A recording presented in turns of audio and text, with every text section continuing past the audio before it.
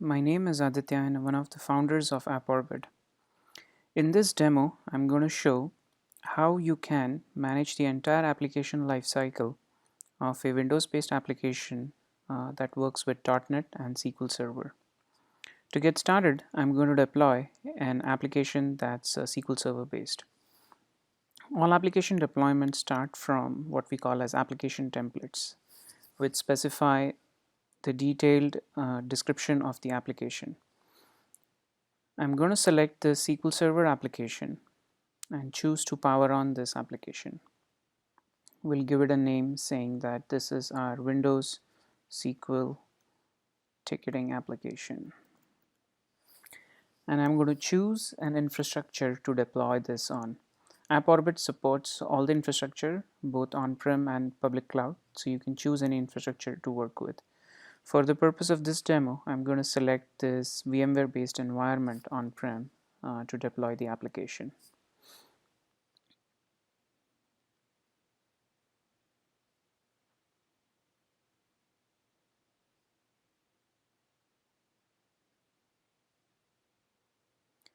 This deployment takes about 3 to 4 minutes. While this is in progress, I'll show you some other screens on the product. On the dashboard, we have an inventory management system. Based on that, you can see all the assets that you're managing, both on-prem infrastructure and public cloud infrastructure. This shows that we have one AWS cloud, which has a cluster of machines, which is an AWS cluster on which a number of applications are running, right? And here is a custom cluster, which is a VMware cluster on which some more applications are deployed. This prevents any leakage of infrastructure, so you're not accidentally paying for something that you don't know where it is. It also gives you a holistic management view of your infrastructure. This can be mapped to the costs that are associated with the infrastructure. So I can go to the costs tab and see how much I'm paying per project, per cluster, or by cloud. So if I click per cloud, we'll see our AWS view and our custom cluster view, and this is the cost spent versus cost utilized on the various infrastructure. I can also look at performance of all the applications. So in the development project, we have about 4 applications running, and I can see the CPU, memory, network, and storage for these applications. If I actually go to the projects and take a look at the apps, I can get a graphical view of the utilization, CPU utilization, memory utilization, and what have you. I can zoom in through various time ranges or define various refresh frequencies. We're going to wait for a few more minutes for this application to get deployed, and then we can perform various operations on it. Okay, our application got deployed. What we have done so far is done a high-speed agile deployment of a Windows-based application. This is very useful if you want to create environments on demand. These environments could be connected to your CI/CD pipeline.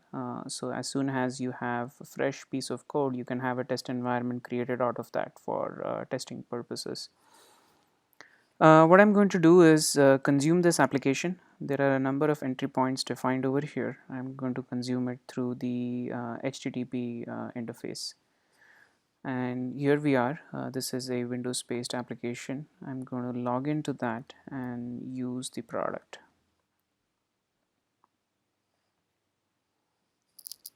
Since this is a ticketing application, I can go and create some tickets or service request over here. Call it ticket number 1, ABC, what have you.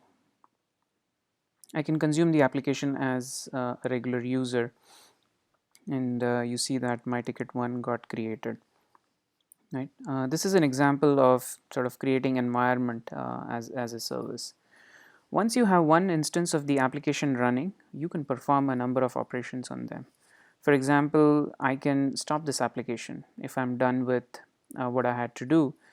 This will free up the CPU and memory resources, and the same resources can be allocated to some other application, right? I can completely delete the application at a click of a button, and if I want it back, I can redeploy from the application templates.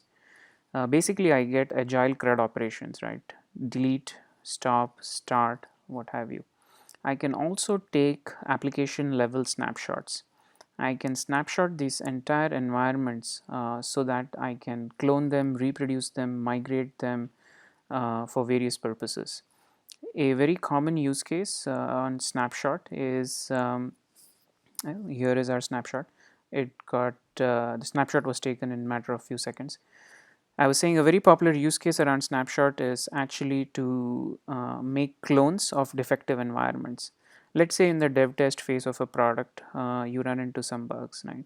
Typically, QA engineers report bugs using log files, and developers often complain that it's hard to reproduce bug from log files. When using appOrbit, you can take snapshots and you can deliver entire clones of defective environments for developers to take a look at. What I just did is took a snapshot and triggered a clone, and a new clone has been triggered. In about another 5 minutes, an entire replica environment with the same data sets would be available for your consumption, right? I can choose to migrate an application. Since this application is under use, I can't perform more operations on it. So I can take any other application like this one and choose to migrate that application. Migration of application is across infrastructure. I was running this application on AWS, so it's offering me the other VMware based infrastructure for migration purposes. If I follow this workflow, the entire app would be migrated across the infrastructure. Right? So basically, appOrbit can be used to deploy applications very quickly, delete them, snapshot them, clone them. You can use this for it's a break fix lab. If you run into bugs in your production, you can make snapshots and copy of that. You can make copies for auditing purposes. You can have it connected to your CI/CD pipeline for dynamic updates. So it basically assists you in the entire application lifecycle. And voila, what do we see is that our clone is completely ready. We can go and now consume this application through the launch URL. I'm going to click on the HTTP link and log into our application. When we go back inside under service request, we see that we have the same ticket one which I created in the original application is available over here. So this shows a high fidelity replica of how the SQL Server was snapshotted, was cloned, and a duplicate environment was created. What's cool about appOrbit snapshot and clone is that it uses creative copy on write techniques at the backend at the storage layer. Hence, all the clones do not consume the entire data size that the original storage consumes. What that means is if your first application is of a terabyte, your clone is only going to be consuming 2-3% of that, because we only write new blocks for all the deltas we manage. That's how we sort of consolidate the storage and reduce the storage usage when we are working with multiple instances of a similar application with small deltas. Thank you for watching this amazing appOrbit demo.